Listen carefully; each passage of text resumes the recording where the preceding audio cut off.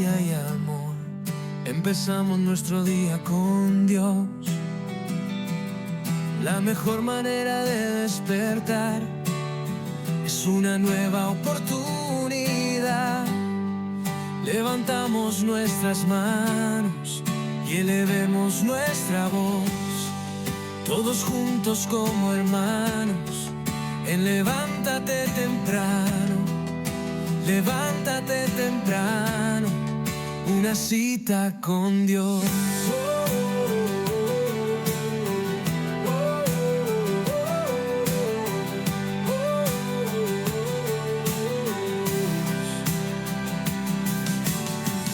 Con fe, con gracia y amor,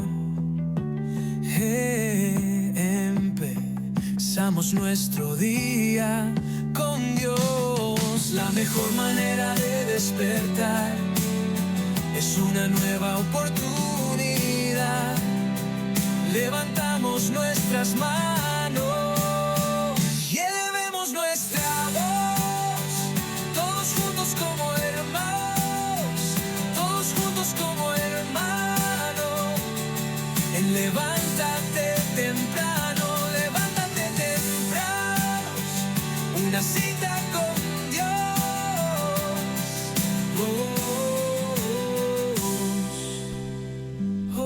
Esta es la mejor manera de iniciar el día. Buenos días, tengan todos y bienvenidos a Levántate Temprano. Esta es una cita con Dios. Amanecimos en este lunes, en un nuevo mes de junio. Hoy estamos a 2 de junio. Gracias al Todopoderoso por concedernos esta oportunidad. Estamos a mitad de mes ya. Gracias. A mitad de año, mejor dicho, mitad de año. Bienvenidos sean todos a este devocional matutino. Invite a otros para que formen parte de esta gran familia de Levántate Temprano, una cita con Dios.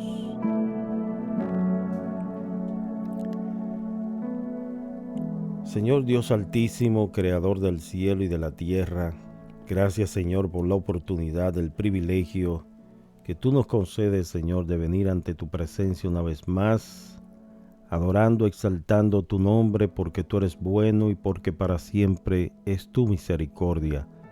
Gracias, Señor, por este gran privilegio, esta nueva oportunidad de venir ante tu altar, Señor, con nuestros corazones rendidos delante de ti, oh soberano Dios.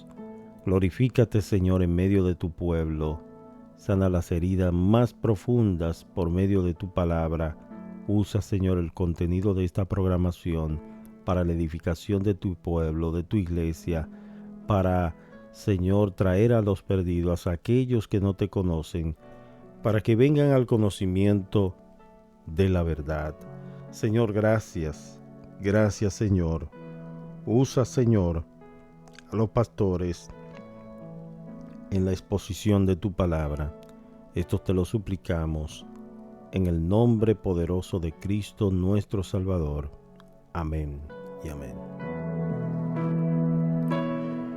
Bien, vamos a dar la bienvenida. Los pastores ya están con nosotros, el pastor Freddy Toledo, Hernán Castillo y nuestro hermano Néstor Aponte ya está con nosotros, así que bienvenidos. Bienvenidos, hermanos, aquí estamos otra vez para tener este tema importantísimo que es el evangelismo. Dios le bendiga, estamos de este lado también dando cumplimiento a nuestra cita con Dios. Amén, amén, amén. Bueno, si nuestro hermano Néstor puede dar una introducción sobre este tema, así que vamos adelante. Seguro. Estamos viendo acerca del evangelismo en la iglesia. Y la semana anterior estábamos observando cómo Dios nos manda a nosotros a ser testigos en todas partes donde estemos. y el impacto de la iglesia en en la sociedad, cómo ha sido. Realmente es algo bien importante porque tiene que ver con el crecimiento de la iglesia, tanto en número como también un crecimiento espiritual.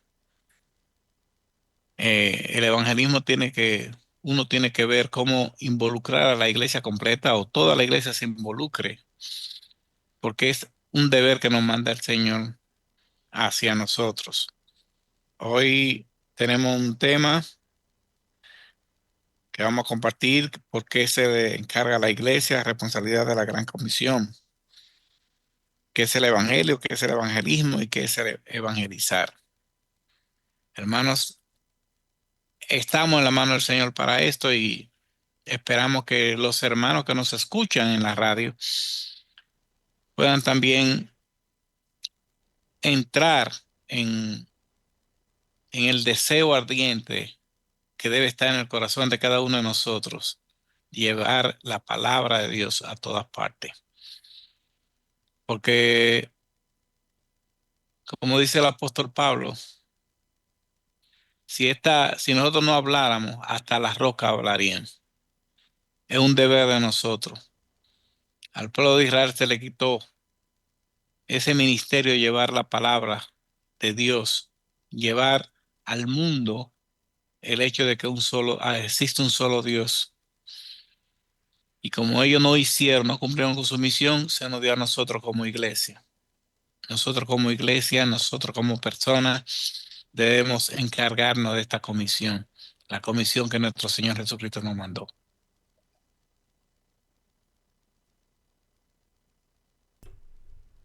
Pastor Freddy. Que nosotros como iglesia hemos sido comisionados para anunciar a otros el mensaje de salvación. Y mientras revisaba el material que estamos revisando, Carlos y Andrés, veía algo que es común en la mayoría de los pastores, aquellos que están en una congregación. En el segundo párrafo de su material, él dice que una de las cargas más grandes que tienen muchos de los pastores con los cuales he tratado, o con los cuales él se ha conversado, es el tema de la evangelización. La mayoría de los pastores realmente tienen esa dificultad con el tema de la evangelización y en nuestra experiencia personal y en nuestro caminar por muchas regiones, eh, en algunos países he podido observar lo siguiente. Generalmente se buscan muchos métodos para la evangelización y hace algún tiempo ya, cuando sucedió el huracán María para el año 2017, huracán que impactó fuertemente a Puerto Rico. Una de las cosas que nosotros observamos con esto de la evangelización fue que muchos de los grupos que llegaron a Puerto Rico para traer ayuda tanto en cuanto a alimentación o en cuanto a limpieza, a organizar muchos de los hogares quienes fueron impactados por los fuertes vientos del huracán. Una de las cosas que hacían era que después que lo ayudaban a limpiar y a tratar de recoger y organizar el desastre que este fenómeno natural trajo, ponían a muchas de estas personas a que hiciese una profesión de fe. Y el problema no estaba en la profesión de fe como tal. El problema era porque esa persona debía responder a una profesión de fe, cuando se entiende que para que alguien pueda responder a una profesión de fe o a una conversión, primero debe escuchar un mensaje. Y el mensaje es el Evangelio de Jesucristo.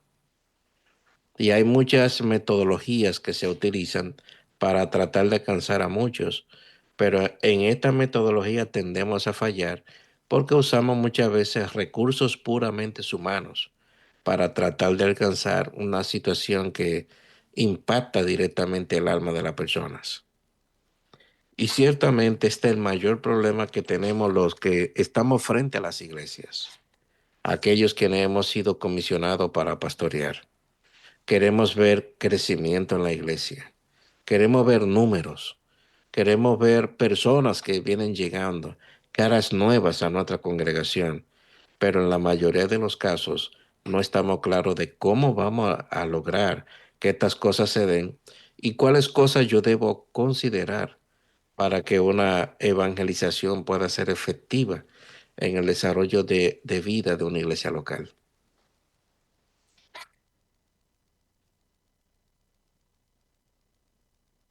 Bueno, si nosotros analizamos el modelo del Nuevo Testamento, como hacía énfasis nuestro hermano Néstor la semana pasada, nos daremos cuenta que cuál fue la metodología que la iglesia utilizó, la iglesia primitiva, los primeros creyentes, y cuál fue el contenido del mensaje.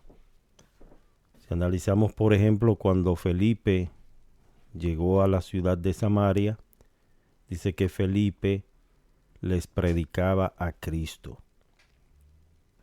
Lo cierto es que cuando nosotros vamos con otro tipo de mensaje, que no es un mensaje cristocéntrico, el mensaje quizás pueda entretener, acariciar la mente, los oídos de muchos, y la gente puede salir muy motivada, pero no convertida.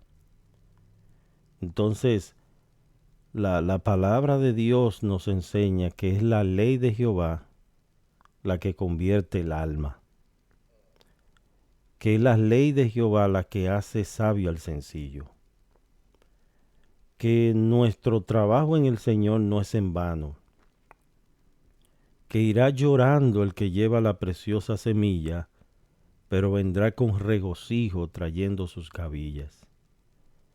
Lo cierto es que nuestro trabajo de evangelización, nuestro esfuerzo evangelístico, no es en vano.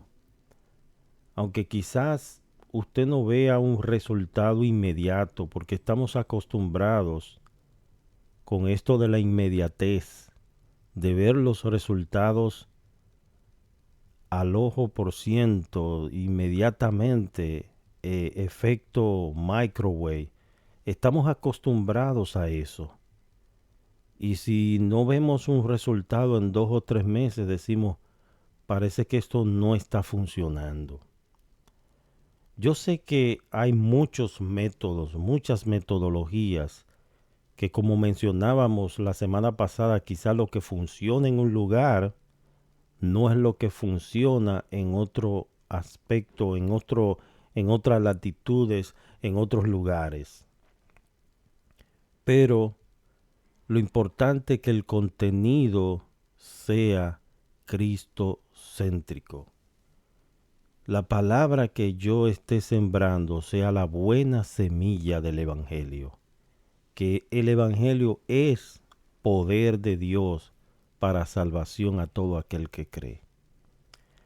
Y lo cierto es de que hay personas que han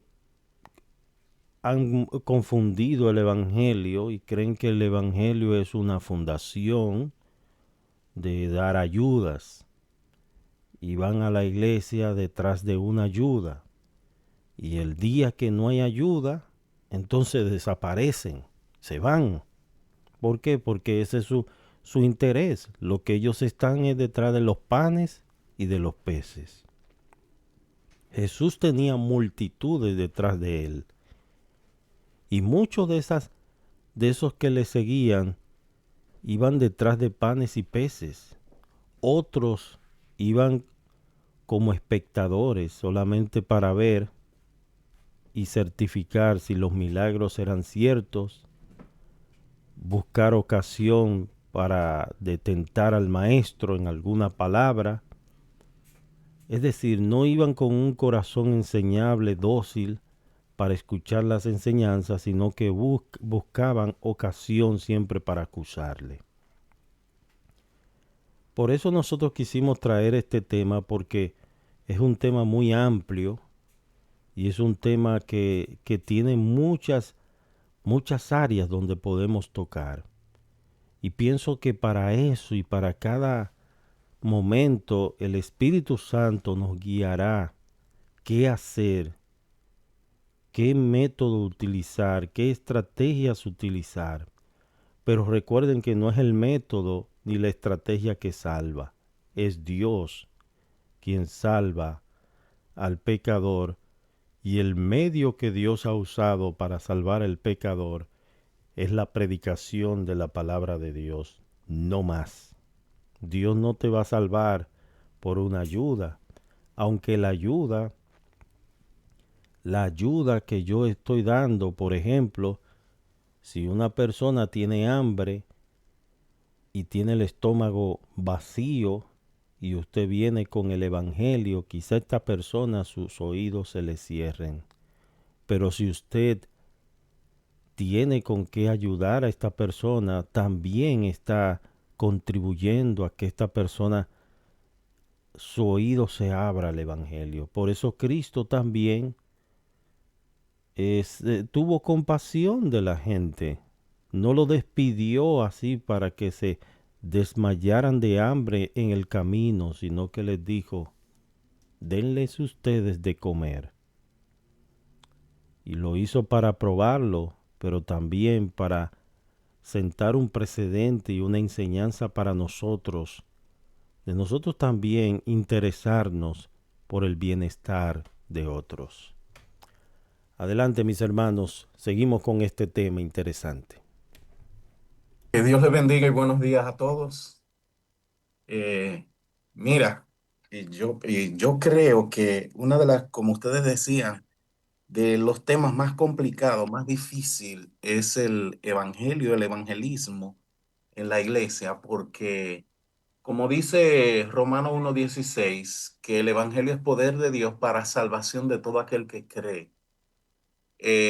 Y tenemos que entenderlo de esta forma. Es eh, un plan del enemigo impedir, confundir y hacer, poner toda traba para que la iglesia no evangelice y no predique el evangelio de manera bíblica y pura, porque él sabe que si los no creyentes escuchan el evangelio, hay mucha posibilidad de que ese evangelio los salve. Entonces, él busca la forma de que la gente no se exponga al evangelio y que cuando se expone muchas veces a un supuesto evangelio no es el evangelio en realidad.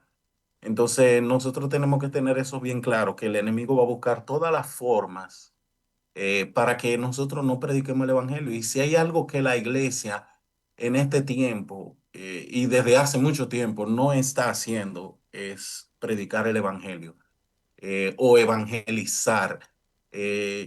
A veces como iglesia estamos entretenidos en muchas cosas, muchas actividades, muchas cosas que no son malas en sí mismos, pero nos han desenfocado de nuestra labor principal. El Señor Jesucristo, el mandato que dio a la iglesia, ir por tanto y por todas partes y predicar el evangelio. Y eso es lo que menos la iglesia hoy en día está haciendo. Y fíjate, tenemos una serie, un talón de Aquiles, podríamos llamarlo. Y es, muchas veces no hemos definido lo que es el evangelio como tal. Y por esto entiendo que existe muchos momentos en donde no estamos claros. Fíjate, el evangelio, conocer lo que nos enseña no es algo complicado.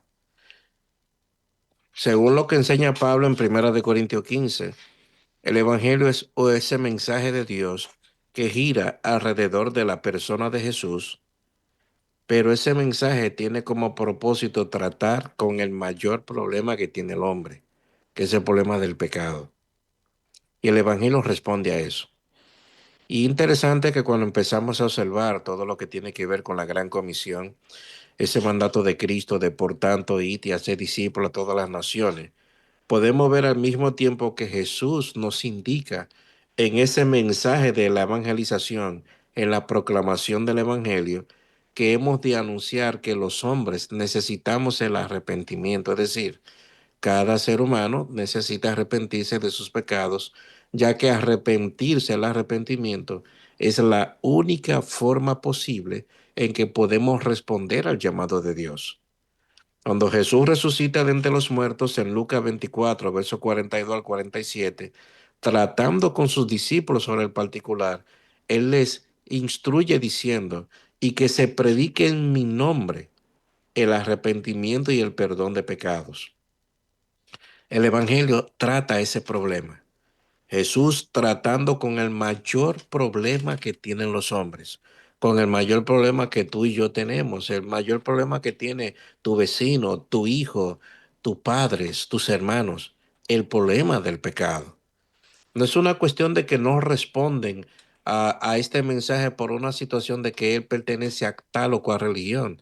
Es porque hay una situación de pecado donde aún el pecado endurece el corazón de los hombres y esa dureza de corazón lo lleva a rechazar de facto, de inmediatamente, lo que es el Evangelio y el mensaje que éste proclama. De aquí, amados hermanos, nuestro propósito es este: nosotros debemos conocer el Evangelio porque es el mensaje que salva, no es otra cosa. Ah, ayer estaba estudiando con la iglesia, empezamos a estudiar el libro de Jonás y tal vez ustedes estarán de acuerdo conmigo en esto. Yo pienso que Jonás era uno de los profetas o de los evangelistas más tenaces que encontramos en el Antiguo Testamento. Y pudimos observar, y estábamos estudiando eso en la iglesia, que Jonás estaba convencido plenamente de que el mensaje que él le llevara a Nínive era un mensaje que iba a traer transformación y cambios. Por esto Jonás se oponía a ir a Nínive. Habían situaciones históricas con relación a los asirios que habían sido un instrumento de problema para la nación hebrea. Jonás tenía esta carga en su corazón de que este pueblo que no ha hecho tanto daño, a este pueblo que Dios quiere que yo le lleve el mensaje. Y por eso Jonás procuró ir en sentido contrario a la ciudad porque no tenía un serio problema en su corazón de que aquella ciudad escuchase el mensaje. Y interesante observar que en el libro de Jonás, cuando Dios envía a Jonás a predicar el mensaje, una de las cosas que Dios le dice a Jonás, la maldad de este pueblo ha subido delante de mí, o sea, el pecado de ellos. Dios quería tratar el problema de este asunto, del pecado de esta gente, y era necesario que ellos escucharan ese mensaje. Y cuando usted empieza a ver el libro, a estudiarlo, usted puede observar lo siguiente. Según Jonás capítulo 4 versículo 11, la intención de Dios al enviar a Jonás a Nínive era alcanzar a 120,000 personas, de lo cual dice que por causa de su pecado no podían discernir entre su mano derecha y su mano izquierda. Dios quería salvar 120,000 personas. Y el mensaje de Jonás, su predicación, tuvo el propósito y la intención de alcanzar a esto. Y se le suma que no fueron solamente 120,000 personas. También se le suma la tripulación de la embarcación, quienes escucharon de boca de Jonás el testimonio acerca del por qué él debía ir a Nínive y las razones que lo estaban llevando a ir en sentido contrario. Nosotros, la iglesia, hemos sido comisionados por Dios con la misma intención. Y lo primero es que antes de involucrarnos a evangelizar, a entender lo que es el evangelismo, es necesario que nosotros conozcamos qué es el evangelio y que estemos plenamente convencidos de que la predicación del evangelio es el instrumento eficaz que Dios utiliza para transformar el corazón de los hombres.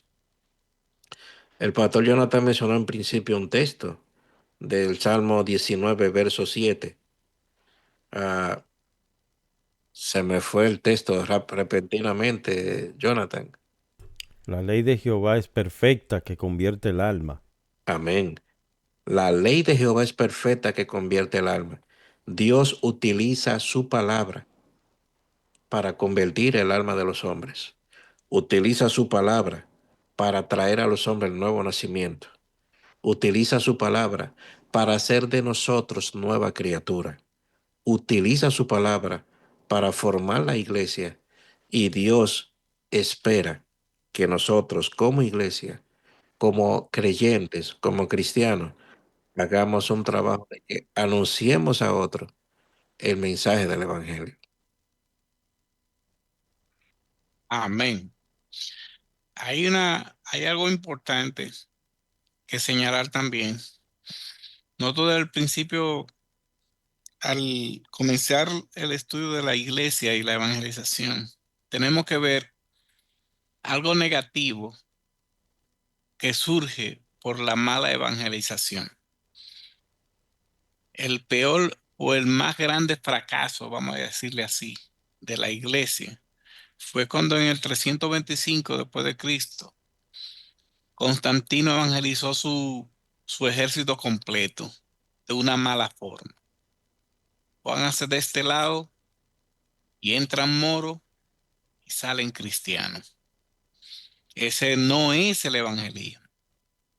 Y muchas veces creemos que traer personas a la iglesia es evangelismo. No, evangelismo es presentarle el evangelio. Eso es evangelismo, presentar el evangelio. Y el evangelio es que Cristo Jesús vino a este mundo a salvar a los pecadores. O sea, el hombre reconoce primero su pecado, que está mal delante de Dios, se arrepiente de ese pecado, se arrepiente de su camino y da un giro 180 grados. Iba para la izquierda, me voy para la derecha. Mi vida cambia. Y no porque el giro lo hice yo mismo, sino porque el Espíritu Santo entró al corazón de la persona. Porque si el Espíritu Santo no entra al corazón de la persona, esa persona no es de Dios y no va a haber un cambio contundente en su vida, un cambio total en su vida, para que ahora, siendo gallina, le deje gustar el maíz y le guste la palabra de Dios. Siendo carnívoro, le deje de gustar la carne y empiece a gustarle la palabra de Dios. Y ahí es que está el problema serio. Poder enseñar la palabra, pero que sea el Espíritu Santo que la aplique al corazón. Y esto no se consigue con dinero, esto no se consigue con una buena elocuencia. Esto se consigue a través del Espíritu Santo que entra en la persona. Y es por eso que la oración tiene un papel importantísimo en el evangelismo. Predicar el evangelio de Cristo para que el Espíritu Santo sea que aplique la palabra de Dios al corazón de la persona. Cuando la persona es convencida, es porque el Espíritu Santo lo convence y hay un cambio en su vida.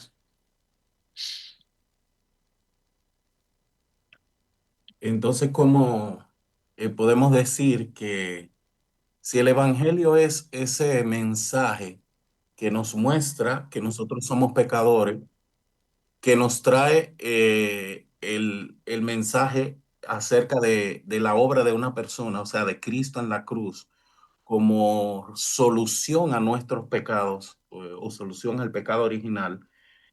Podemos decir entonces que evangelizar es compartir con los demás ese mensaje, ese contenido acerca de la obra de Cristo a nuestro favor, para pagar nuestros pecados y podernos dar el perdón y la liberación de los mismos. Ujú. Entonces, nosotros debemos, cuando nosotros evangelizamos, compartimos con la gente ese mensaje, no otra cosa, porque ese es el mensaje que Romanos dice que es poder de Dios para salvación de todo aquel que cree. La gente necesita escuchar el evangelio, como decía Néstor, como decía Freddy, decía Jonathan. O sea, la gente necesita, el inconverso necesita escuchar ese mensaje. Si no es ese mensaje que escucha, entonces no está escuchando el Evangelio. Y si no escucha el Evangelio, lamentablemente, él puede, entre comillas, convertirse, pero se convierte a otra cosa. No se convierte al verdadero evangelio, que es el que salva, transforma, perdona y restaura. Tú sabes que nosotros nos caracterizamos por, que es lo que sucede muchas veces en esto de la evangelización, nos caracterizamos por tratar de forzar a una profesión de fe. Y por lo general pensamos que la oración del pecador es la oración que se va a encargar de salvar a muchos. Eh, Hay cosas que debemos entender. Primero, de que aún el evangelismo y la evangelización es algo que donde la obra soberana de Dios tiene mucho que ver en esto, porque la obra soberana de Dios es esto. Jonás lo mencionó en su libro y posteriormente en el libro de Apocalipsis se hace mención de que la salvación pertenece a Jehová nuestro Dios. A Dios le interesa que los hombres sean salvos, que los hombres vengan al conocimiento de la verdad. A Dios le interesa al mismo tiempo que nosotros, sus hijos, quienes de cierta forma somos quienes representamos de este lado del cielo el pueblo de Dios y quienes somos responsables de proclamar el mensaje de Dios. A Dios le importa que nosotros proclamemos este mensaje, pero teniendo la convicción de que es el mensaje que se encargará de cambiar, no nuestra capacidad de expresión, no nuestra capacidad de comunicación. La expresión y comunicación son medios que Dios utiliza, pero lo cierto es que es Dios quien hace la transformación en el corazón de los hombres. Y de acuerdo a lo que dice Primera de Corintios, capítulo 1, versos 21 al 23, la proclamación del Evangelio es el mensaje y el método efectivo que Dios utiliza para traer cambios permanentes con repercusiones eternas en el corazón de los hombres. Hernán mencionaba la parte de evangelizar, donde evangelizar es el acto de proclamar el evangelio. O sea, ves que hemos tratado de expresar las cosas de manera sencilla para que no se nos complique la vida. Y muchas veces nos sucede eso, nos complicamos la vida porque pensamos que debemos ser eh, profundos teólogos y ojalá todos fuésemos profundos teólogos, porque eso es bueno, explicar lo que las escrituras realmente enseñan. Pero lo que a Dios le importa sobre este particular es que conozcamos qué es el Evangelio, para que cuando yo me sienta a hablar con Néstor, me sienta a hablar con Hernán, me sienta a hablar con mi mamá, con alguno de mis hermanos, pueda presentarle el Evangelio de Cristo, que es el que transforma el corazón de los hombres. Es nuestro punto, Así es. es nuestra razón, es nuestra existencia. Conocer el Evangelio para hablar a los hombres sobre su necesidad espiritual. Amén. Amén.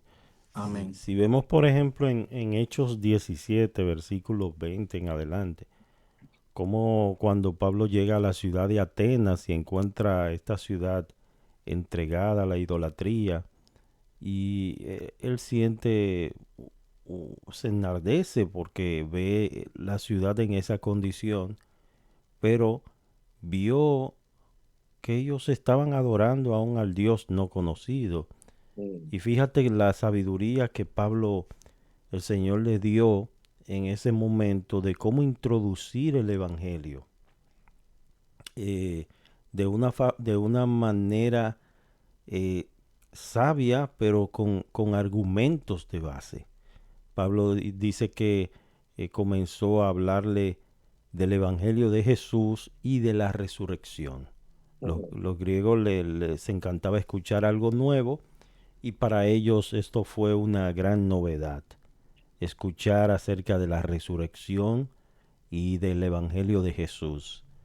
Y muchos se burlaban, le decían palabrero y se reían de lo que Pablo estaba diciendo, pero algunos creyeron y hubo frutos en aquella ciudad.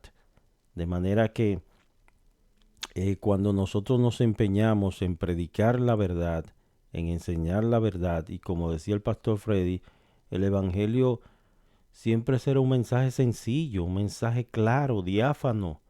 No hay que complicar tanto las cosas. Es un mensaje de buenas nuevas, de buenas noticias.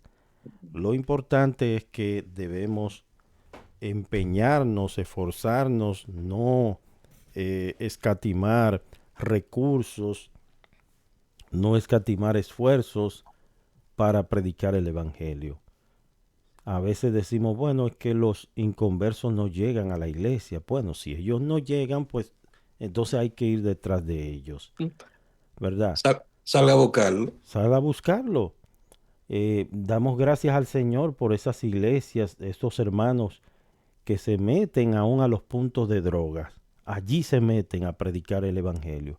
A lugares donde otros tienen cierto temor de entrar a los barrios, a sectores más marginados. Y allí se meten a predicar el Evangelio para que nadie tenga excusa. Escuchen o dejen de escuchar. Lo importante es que sigamos predicando. Sí, es cierto, no todos te van a hacer caso, no todos van a escucharte reverentemente. Hay personas que te van a cerrar la puerta en la cara, otros no te van a escuchar, pero Dios ha prometido en su palabra de que el fruto es seguro, de que Dios, ah, nuestro trabajo en el Señor no es en vano y que de alguna manera el Señor va a traer almas a sus pies. Así es. Mira, Amén. mencionaste un texto allí de Felipe y, y este señor, el eunuco, el etíope, el etíope. Mencionaste algo que me llegó a la mente. La pregunta que hace Felipe sobre lo que estaba leyendo de este hombre, y este hombre le dice, ¿y cómo yo voy a entender si nadie me lo explica? Y Felipe lo que hizo fue explicarle el Evangelio, porque le estuvo hablando algo de una porción de Isaías. No se nos dice exactamente qué porción era, porque en ese entonces las escrituras, la Biblia no estaba organizada en capítulos y versículos como lo vemos el día de hoy. Pero lo cierto es que Felipe le expuso exactamente el camino del Señor. ¿Y qué sucedió inmediatamente? Eso sucedió, que aquel hombre convencido sobre su vida de pecado y su vida de entrega a Dios, porque lo que se espera es que cada hombre responda al llamado del Evangelio en fe y arrepentimiento. Un detalle de interés es que aún en el tema de la evangelización y el evangelismo, Dios de manera soberana opera en el corazón de los hombres. Y por esto, creyendo que Dios es quien opera en el corazón, nosotros podemos tener la confianza de que aunque tal vez nosotros no veamos con nuestros propios ojos lo que quisiéramos ver, y entiendo que eso es uno de los problemas que tenemos nosotros, que queremos ver un resultado inmediato. El pastor Jonathan mencionó al principio mensaje tipo microwave, es decir, como si fuera a meterlo en el microondas, que quiero calentar esto, lo meto al minuto, está calientísimo. Las cosas no suceden así en el tema de la evangelización y los resultados. Nosotros hemos de ver lo siguiente, y esta es la norma, se siembra para cosechar. Pablo decía en Primera de Corintios 3, yo sembré, Apolo cegó, pero el crecimiento es Dios que lo da. Y en el crecimiento en la salvación de los hombres, tanto en la salvación como aún en la formación del carácter de los discípulos, que este viene el tema del discipulado, es Dios quien soberanamente se encarga de hacernos crecer. Tanto una iglesia local puede crecer en números porque Dios, el esfuerzo que nos corresponde a nosotros de predicar, ese esfuerzo queda corroborado Dios salvando a los hombres. Y en esto Dios es simple y sencillo, es ah, puntual. Dios salva a quien Él quiere, porque la salvación pertenece a Él. Y mi responsabilidad es anunciar, como Marcos lo presenta en el capítulo 16 de su libro, predicar el evangelio a toda criatura. A mí me corresponde, a ti, amado hermano, te toca, a ti, amado padre, madre, a ti te toca hablar a los hombres el evangelio, pero por necesidad, hemos de conocer lo que es el evangelio para que seamos puntual en lo que le vamos a presentar a otros. Amén. Amén. Hay una cosa importante y sería una pregunta. ¿Cuál es el mejor método para la evangelización? Y yo voy a dar la respuesta también. Realmente, el mejor método es el que Dios pone en el corazón de la persona. No es el método que salva, como decía el pastor Wilson. Eh, el que salva es Dios a través de su Espíritu Santo. Y lo que, como decía también el pastor Jonathan, lo que funciona en un lugar no necesariamente va a funcionar en otro. Por ejemplo, nosotros estamos viviendo en Estados Unidos ahora y el método que se lleva a cabo aquí en las iglesias no es el mismo método que se lleva a cabo en Dominicana. Pero en todo caso, el mejor método es el que el Señor pone en el corazón de las personas para llevar su palabra. Dios no tiene método. Dios tiene hombres y mujeres que llevan su palabra, tanto con su vida como con su boca.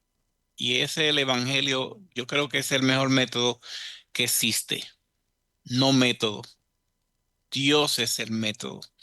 Y Dios es el que pone en el corazón de la persona y en las iglesias el cómo va a llevar la palabra de Él a diversas personas. Dios se va a encargar. Lo que tenemos nosotros que estar es dispuesto a presentar nuestra vida como un testimonio vivo de que Cristo vive en nosotros. Y si eso pasa, ese evangelio va a llegar. La Amén. persona va a conocer a Cristo. Amén. La persona va a conocer a Dios a través de nosotros. Amén. Tú Amén. sabes que hace muchos años, en, en la primera iglesia que estuve pastoreando allá en la República, fue una iglesia que repentinamente creció en un año, de 30 y pico personas. De repente aumenta donde en un año hay más de 200 personas reuniéndose allí. Y fue sorprendente. Pero, ¿qué pasó? ¿Era acaso la presencia del pastor lo que hacía que creaba un ministerio eficaz? Era un trabajo de la iglesia. Y recuerdo que en ese trabajo que estaba sucediendo allí, había un joven que ese joven no tenía la capacidad de mucha expresión.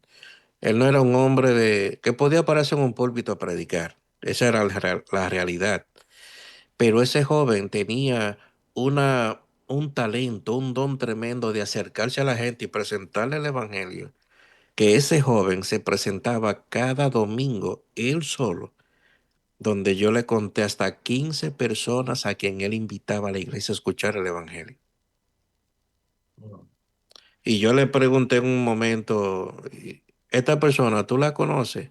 Parte de esa persona él la conoció en el camino, pero empezó a tener contacto con personas, tomó lápiz y papel, empezó a anotar en esos con lápiz y papel los nombres de esa persona, y él dedicaba tiempo diario para orar por las personas a quien él quería evangelizar.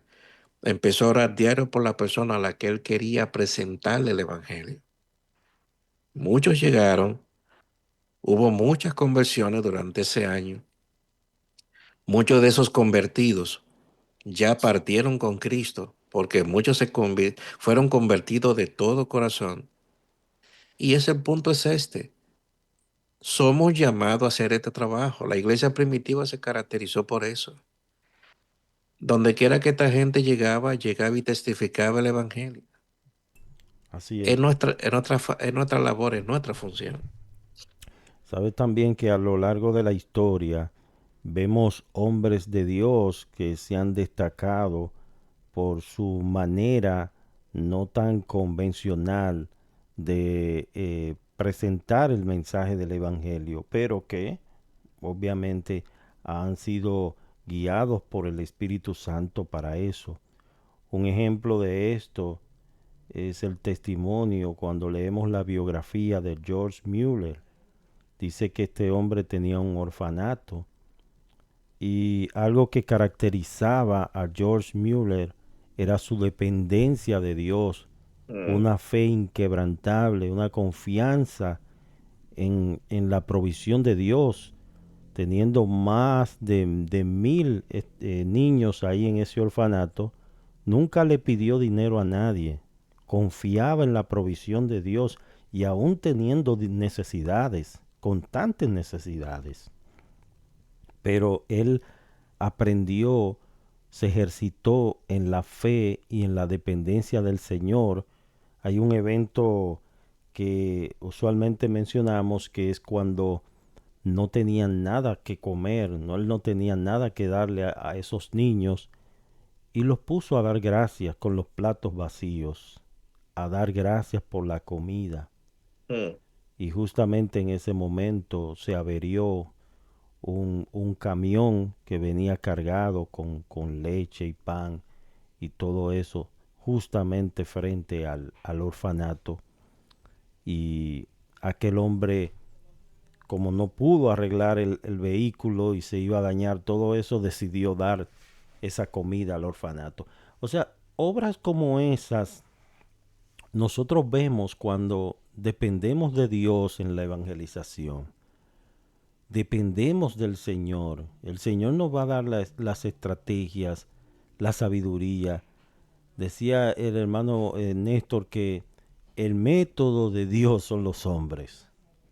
La manera en que Dios obra es a través de nosotros, los hombres de carne, de hueso.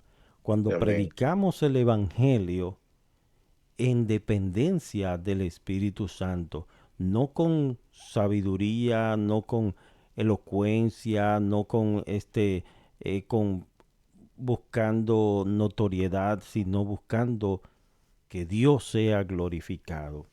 Amén. Y obviamente no vamos a tener la misma respuesta. El sembrador salió a sembrar.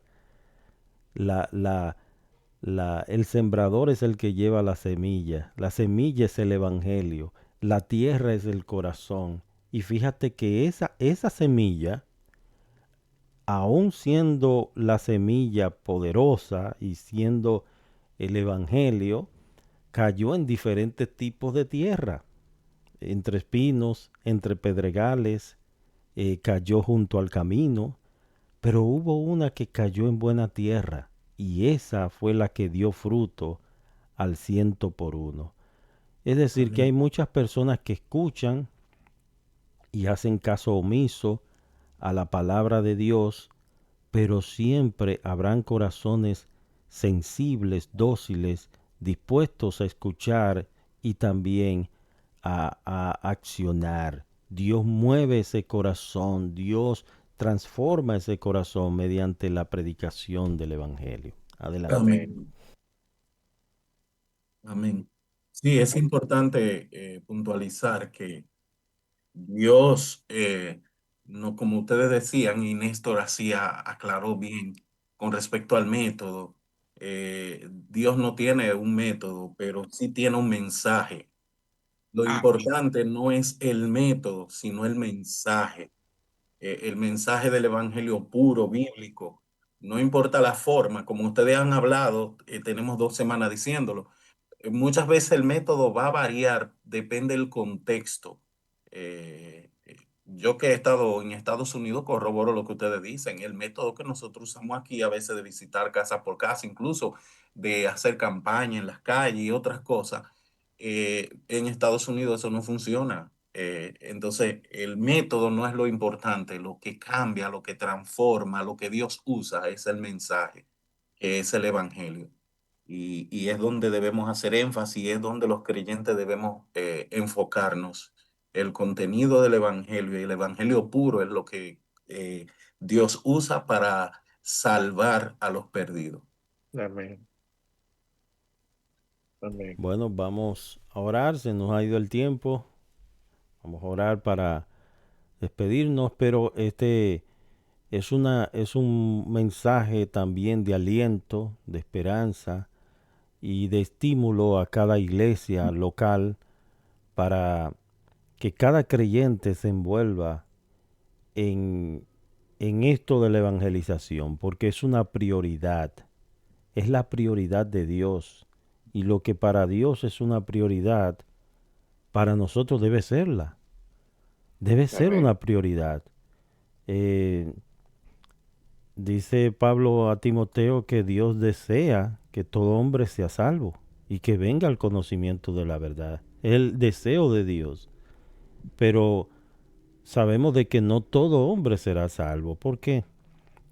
No todo hombre va a ser dócil al mensaje del Evangelio. Dios responsabiliza al hombre de su pecado, de su maldad, de no haber obedecido al mandato del Señor. Dios manda, como dice Pablo en Atenas, Dios habiendo pasado por alto los tiempos de esta ignorancia, ahora manda a todos los hombres en todo lugar que se arrepientan, por cuanto ha establecido un día en el cual juzgará al mundo con justicia. Amén. Es decir, que el arrepentimiento no es una opción, el mensaje del Evangelio no es una opción, es un mandato, es una orden del Señor y es una comisión para la iglesia de nosotros seguir predicando este Evangelio hasta que Cristo venga, y la salvación le pertenece al Señor. Amén. Oremos. Padre, gracias Señor por tu palabra, por lo que, Señor, hemos compartido. Úsalo, Señor, para la edificación de tu iglesia y para que aquellos que hoy no te conocen, Señor, vengan al conocimiento de tu palabra.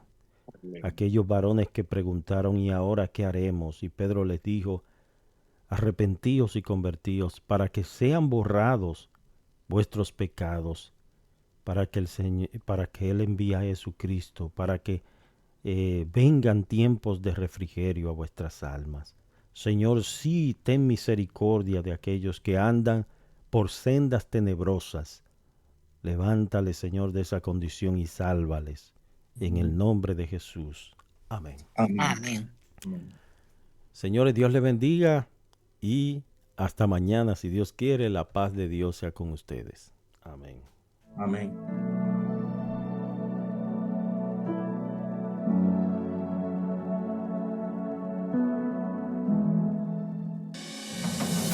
Ya tienes la oportunidad de estudiar y titularte con nosotros en la Universidad Teológica Shalom, estudiando la palabra de Dios y ser un obrero aprobado que no tiene de qué avergonzarse, que usa bien la palabra de verdad.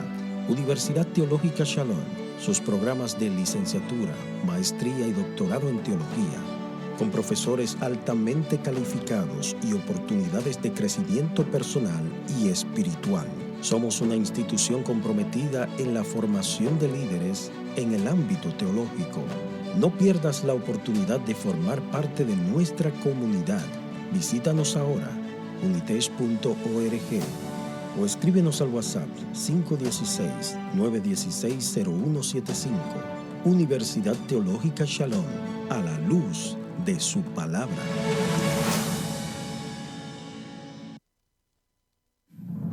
Renace un nuevo día. La esperanza brilla en nuestros corazones. Dando gracias al Creador, presentamos Amanecer de Fe.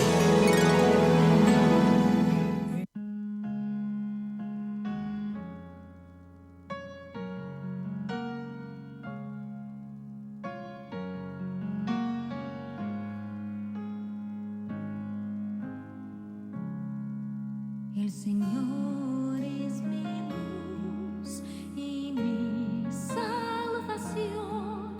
¿De quién temeré? ¿De quién temeré?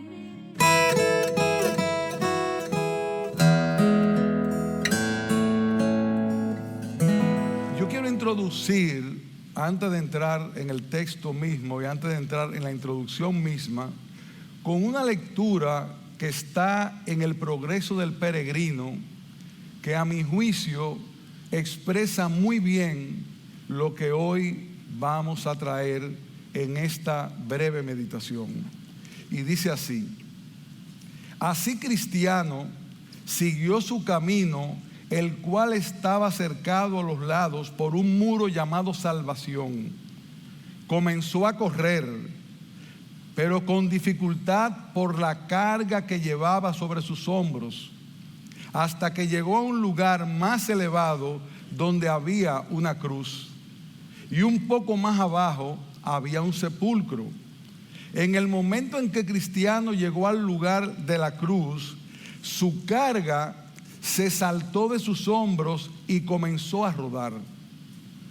Siguió rodando hasta llegar a la boca del sepulcro, donde cayó para adentro y no se volvió a ver. Cristiano quedó muy asombrado de que la contemplación de la cruz le librara de su carga. Miró hasta que las lágrimas le corrían abundantemente por sus mejillas y clamó: hasta aquí vine cargado de mi pecado, no pude encontrar alivio para mi dolor, pero llegué. ¿Qué lugar es este? Aquí el comienzo de mi felicidad. Aquí rodará la carga de mis hombros. Aquí se partirán las cuerdas que la ataban. Bendita cruz, bendito sepulcro, pero bendito más bien el hombre que allí fue puesto por mí. Este pasaje nos hace entender lo que todos conocemos de una forma práctica, y es que todo aquel que ha creído en Cristo fue libertado del pecado. Y todos sabemos que fuimos libertados del pecado, pero una cosa es sentir que fui perdonado y otra cosa es saber con certeza que fui perdonado. ¿Y qué queremos esta mañana? Compartir con ustedes una verdad que he tenido que hablarme a mí mismo, y es el hecho de que la cena del Señor tiene que ver con recordar el pacto de perdón y de gracia más grande alguna vez hecho a nuestro favor. Y como esto debe llevarnos a la reflexión, a la acción de gracias, pero también a la confesión, experimentar el gozo de sabernos perdonados, porque al igual que Cristiano, en el pasaje del Progreso del Peregrino, todas nuestras pesadas cargas fueron perdonadas y dejadas a los pies de la cruz, sintiendo así una gran liberación. Hubo una época en mi propia vida, recién convertido, en que ir a la cena del Señor era una angustia. Y era una angustia porque yo no me sentía que todavía estaba lo suficientemente limpio para tomar el pan y tomar el vino con un corazón que tenga la capacidad de hacerlo delante del Señor sin añadir juicio. Hasta que un día alguien con quien yo le hablé de la situación, porque era difícil, yo iba a la cena y me veía que empezaba la lucha, una lucha, y no disfrutaba de la cena, sino que me la pasaba luchando conmigo mismo. Hasta que esa persona, que ahora mismo no recuerdo muy bien, me dijo: tu problema es no entender que fuiste perdonado. Tu problema es que tú todavía no comprendes que puedes en Cristo, si pide perdón, participar de la cena con libertad, porque Él pagó el precio por ti y por lo tanto no depende de cómo te comportaste, sino de la obra que Cristo ya hizo en ti. Y en ese sentido, yo quiero esta noche traer esta mañana, traer exhortación acerca de qué significa la Santa Cena y por qué el Señor expresó lo que expresó a los apóstoles. Ellos estaban celebrando la Pascua. La Pascua celebra la liberación del pueblo de Israel y era un tiempo significativo para los judíos. Y esa noche, antes del Señor ser entregado, Él se quiso reunir con sus discípulos. Él se pudo haber reunido con su familia. Él pudo haber integrado más personas alrededor de la mesa. Él pudo haber invitado a algunos amigos, pero Él quería reunirse con sus discípulos porque tenía algo importante que decirles a ellos y que decirnos a nosotros. Por eso, hermanos, cuando participemos de la cena, hagámoslo con la conciencia de lo que la cena significa. Hagámoslo con la conciencia de lo que el pan significa. Hagámoslo con la conciencia de lo que el vino significa, de manera que podamos celebrar ese pacto de gracia que el Señor hizo para nosotros y liberarnos del pecado y de toda maldad. Dice la palabra en Mateo capítulo 26, 26 al 30. Mientras comían, Jesús tomó pan y habiéndolo bendecido, lo partió y dándoselo a los discípulos dijo: tomen, coman, esto es mi cuerpo. Y tomando una copa y habiendo dado gracias, se la dio diciendo: beban todos de ella, porque esto es mi sangre del nuevo pacto, que es derramada por muchos para el perdón de los pecados. Es la sangre del nuevo pacto que fue derramada por muchos para el perdón de los pecados. Les digo que desde ahora no beberé más de este fruto de la vid hasta aquel día cuando lo beba de nuevo con ustedes en el reino de mi Padre.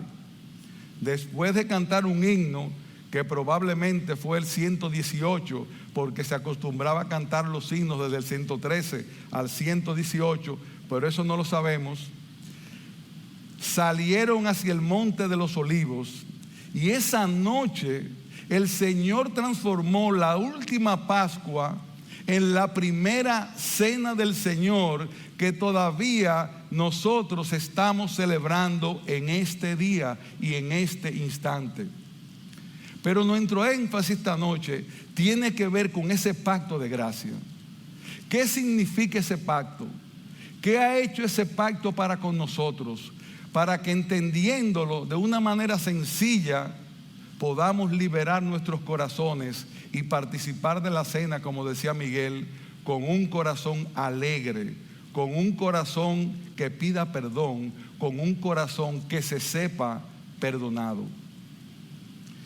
Es importante que al tomar estos elementos, su sangre derramada y ese sacrificio único y perpetuo, que en el antiguo pacto sin derramamiento no había remisión de pecados, Hebreos 9:22, y que a diferencia del antiguo pacto, ahora Él instaura el nuevo pacto, profetizado en Jeremías capítulo 31, 34, y cuyo significado se define muy bien en una porción que vamos a leer y vamos a tratar de trabajar en ella esta mañana, y es Hebreos capítulo 10, versículos 16 al 23.